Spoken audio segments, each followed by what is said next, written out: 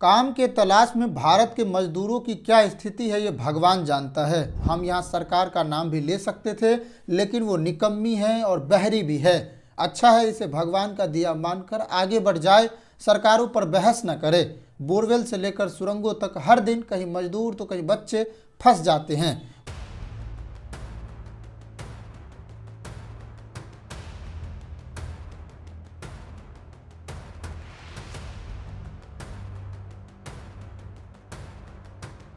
मौतें होती है लेकिन कौन सुनता है। राजनीति करो, आगे बढ़ो और क्या। बोरवेल का रखरखाव ठीक करे या सुरंगों में जान न जाए, इसके लिए कुछ करें। ऐसा जोखिम कौन उठाए। ऐसे भी ये देश हिंदू मुस्लिम से चल ही जाता है, तो राजनीति विकास पर क्यों हो। दोस्तों, असम के कोयला खदान से बच निकले राजीव बर्मन का हिम्मत अब टूट चुका है। वो भूखा रह लेंगे लेकिन किसी कोयले खदान के अंदर अब काम करने नहीं जाएंगे। राजीव तो बच निकले, लेकिन उनके साथी अभी भी उस सुरंग में फंसे हुए हैं, जिसे याद कर राजीव रोने लगते हैं। उनके साथी 6 दिनों से कोयले के सुरंग में फंसे हुए हैं, जिसकी चौड़ाई महज 3 फीट है और लंबाई 200 से 300 मीटर है, जिसमें कई सुरंगें आपस में जुड़ी हुई है। आज 6 दिन हो गए हैं, लेकिन उनका हाल खबर नहीं है, उन्हें नहीं ढूंढा जा सका है। राजीव बर्मन कहते हैं भगवान चमत्कार कर दे तो ही वो जिंदा वापस लौट सकते हैं। राजीव के पास अपना फ़ोन भी नहीं है। एक फ़ोन जो उनके चाहने वालों ने दिया है, उस पर रोज़ उन साथियों के घर से फ़ोन आता है जो 6 दिनों से सुरंग के भीतर फंसे हुए हैं। लेकिन उससे क्या कहें कि पेट पालने की जिद ने उसे निगल गया है। इन मजदूरों के तलाशने के लिए सेना, एनडीआरएफ और नौसेना के गोताखोरों की एक टीम लगातार खदान के अंदर अभियान चला रही है, लेकिन अभी तक उसको ढूंढने में सफलता नहीं मिल पाई है। वो नहीं मिल पाया है। कुल 7 मजदूर उस खदान में लापता है।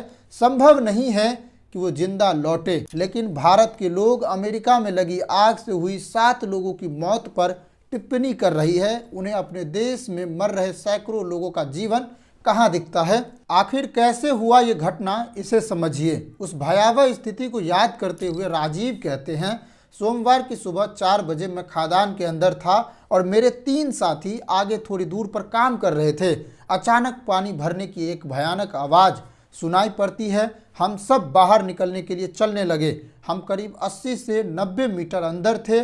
सुरंग बेहद पतली थी, जैसा कि हमने बताया 3 मीटर चौड़ी थी, इसलिए बैठ बैठ कर चल रहे थे। लंबी सुरंग से बाहर ना कोई आवाज़ आती थी, ना ही रोशनी दिखाई पड़ती थी, फिर भी हम चल रहे थे। याद कीजिए कि कितना मुश्किल हो सकता है वो क्षण। चलते चलते ऐसा लग रहा था कि सब कुछ खत्म हो रहा है।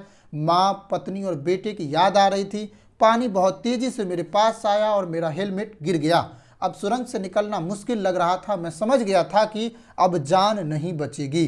लेकिन राजीव कहते हैं मैं आगे था, लगभग 10 मीटर की दूरी बची थी, इसलिए हम पानी के साथ लेटकर निकलने में कामयाब रहे। हम थोड़ी देर बाद कुएं में गिरे। वहाँ क्रेन से रस्सी टंगी हुई थी, उसे पकड़कर घंटे भर लटका रहा, फिर बाहर निकल पाया। जिस कुएं में रस्सी टांगा गया था वो कुआं 300 फीट गहरी है और अब ये कुआं पूरी तरह पानी और मलबे से भर चुकी है। अंदर जाना गोताखोरों के लिए भी खतरा पैदा कर रही है। राजीव अपने साथियों को याद करते हुए भावुक हो जाते हैं। आज 6 दिन हो गए हैं, लेकिन कोई पता नहीं, उसमें अभी भी 17 लोग फंसे हुए हैं। आप कहेंगे यहाँ काम करने में जोखिम है तो काम करते क्यों हैं। इस सवाल का जवाब देते हुए राजीव कहते हैं हम गरीब मजदूर हैं, इसलिए यह जोखिम भरा काम करते हैं। जोखिम के कारण थोड़ा पैसा ज़्यादा मिलता है, क्योंकि कहीं और 400 रुपया मजदूरी मिलती है और यहाँ 1000 रुपये तक मजदूरी मिल जाता है। मेरा 9 साल का बेटा है, पढ़ाई करता है, परिवार और पढ़ाई के लिए जोखिम उठाना पड़ता है। ये बात राजीव ने कहा है। सरकार को निकम्मा इसलिए कहा क्योंकि असम के सीएम हिमंता बिस्वा शर्मा ने नोटिस जारी कर लापता 9 मजदूरों की सूची देते हुए कहा यह खदान अवैध है, तो यहाँ मजदूर कैसे काम कर रहे थे, कौन अवैध खनन करवा रहा था, इसका देखरेख करना किसकी जिम्मेदारी है। चुनाव घूमने वाले अपने राज्य की निगरानी नहीं कर सकते हैं और सरकार बनाओ का ढोल पीटते रहते हैं। इसकी देखरेख इनके बस की बात नहीं है। अब यहीं समझिए। भारत सरकार ने 2014 में ही रैट होल खनन पर प्रतिबंध लगा दिया था। इसके बावजूद यहाँ इन इलाकों में अवैध खनन हो रही है, लेकिन सरकार को पता ही नहीं है। दोस्तों, एक बीमारी का नाम मैं बताता हूँ, उसका नाम इलेक्शन फोबिया बीमारी है, जो हिमंता विश्व शर्मा को लगा है। हिंदू पर बयान देना हो, बांग्लादेशी घुसपैठ के नाम पर गाली देना हो तो आप इसे बुला सकते हैं, लेकिन अवैध खनन को रोकने में ये निकम्मा है। इससे पूछे कैसे रोकेंगे तो इसका जवाब वो नहीं दे पाएंगे। ये हालत यही नहीं है, पूरे देश में है। मजदूर अब भगवान भरोसे जी रहे हैं। इस पूरे घटना पर तो घंटों बात की जा सकती है, अनेक पहलुओं पर बात की जा सकती है, लेकिन कम से कम सरकार को इन मजदूरों के साथ खड़ा हो, उन्हें सहायता राशि दे और मृतक परिवार के साथ सहानुभूति रखे।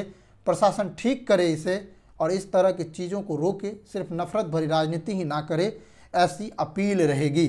नमस्कार, जय हिंद। आप कमेंट कीजिए और अपनी मन की व्यथा और उपाय बताइए। नमस्कार, जय हिंद।